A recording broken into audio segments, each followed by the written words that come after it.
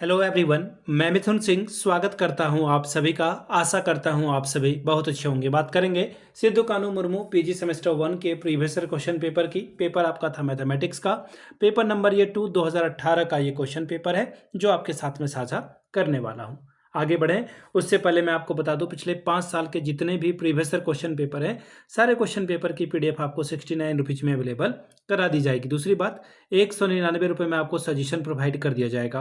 अब ये सजेशन क्या होता है? सजेशन यानी कि वेरी वेरी इंपॉर्टेंट क्वेश्चन, ऐसे सवाल जो आंसर के साथ आपको प्रोवाइड कर दिए जाते हैं। वेरी वेरी इंपॉर्टेंट क्वेश्चन जो एग्जाम के पॉइंट ऑफ व्यू से भी इंपॉर्टेंट है, वो आपको यहाँ पर मिल जाएगा।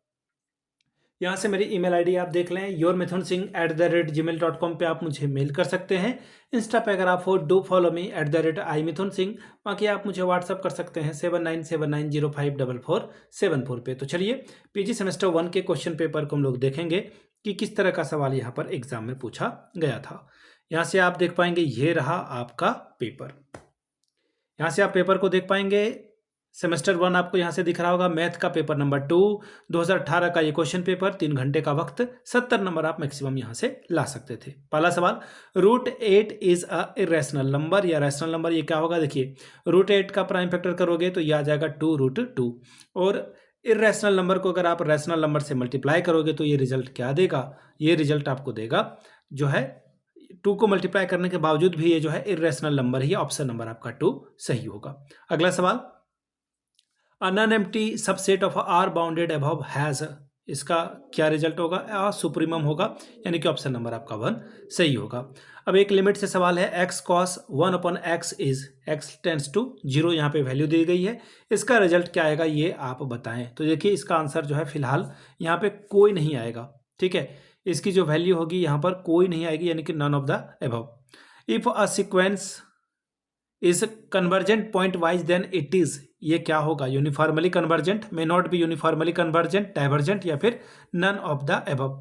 तो देखिए इसका आंसर हो जाएगा मे not be the uniformly convergent. अगला सवाल, क्वेश्चन नंबर 5, एक सीरीज दे दी गई है, define over 0 1 is uniformly convergent by, ये क्या होगा? इसका जवाब आप दें। देखिए एबल्स टेस्ट के जरिए आप इसके बारे में पता कर सकते हैं, यानी कि ऑप्शन नंबर आपका 3 सही होगा। क्वेश्चन नंबर एफ, एक बाउंडेड फंक्शन दे दिया गया है ए और बी, ये जो है आर इंटीग्रेबल इज, ये कब होगा, किस कंडीशन में ये जो है हो सकता है, ये सवाल आपसे पूछा गया। तो ऑप्शन नंबर आपका 3 करेक्ट हो जाएगा, ठीक है। अगला सवाल, एक लिमिट आपको दे दी गई है और आपको इसका रिजल्ट निकालने के लिए कहा गया है। तो देखिए ये डज नॉट एग्जिस्ट होगा, ऑप्शन नंबर आपका 3 करेक्ट हो जाएगा, ठीक है। चलिए अगले सवाल की ओर हम लोग बढ़ेंगे, ग्रुप ए की ओर। ग्रुप ए में देखिए क्या बोला गया है, prove that √2 is not a rational number, ये जो है इरेशनल होगा, इसको आप प्रूव्ड करके दिखाएं, ठीक है।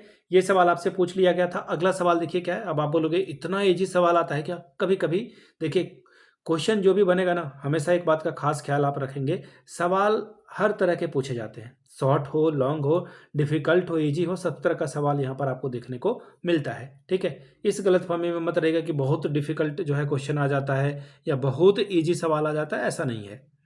अगले सवाल की ओर हम लोग बढ़ेंगे। Next question, explain the date kinds construction of a real number. अगला सवाल है, state and prove the Lagrange's mean value theorem with geometrical meaning, ये आपसे सवाल पूछा गया था।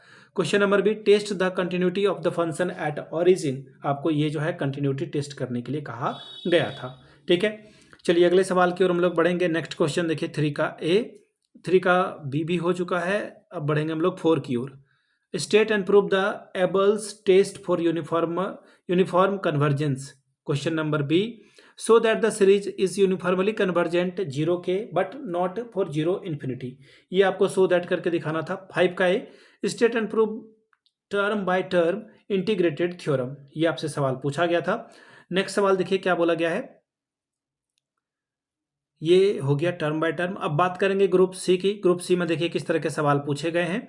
ग्रुप सी में 6 का A, if this be any number such that this, तो आपको ये प्रूव करके दिखाना था। Question number B, state and prove the fundamental theorem of integral calculus, ये आपको करके दिखाना था।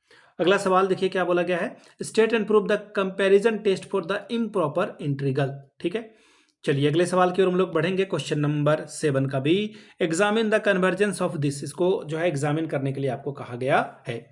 क्वेश्चन नंबर ग्रुप डी का क्वेश्चन नंबर 8 का, A discuss the existence of repeated and double limit of the function this at origin. सवाल number B, so that the function this is not a differentiable at origin. Question number 9 का, A state and prove the स्वास theorem. तो ये था आपका paper number 2 2018 में ये सवाल पूछा गया था। पिछले 5 साल का PYQ आपको 69 में और सजेशन आपको 199 रुपये में प्रोवाइड कर दिया जाएगा। यहाँ से मेरी ईमेल आईडी आप देख लें, yourmithunsingh@gmail.com पे आप मुझे मेल कर सकते हैं। इंस्टा पे अगर आप हो, डू फॉलो मी @imithunsingh। बाकी आप मुझे व्हाट्सअप कर सकते हैं 7979054474 पे। वीडियो को आपने यहाँ तक देखा, प्यार दिया, इसके लिए आप सभी का बहुत बहुत शुक्रिया। Have a good day.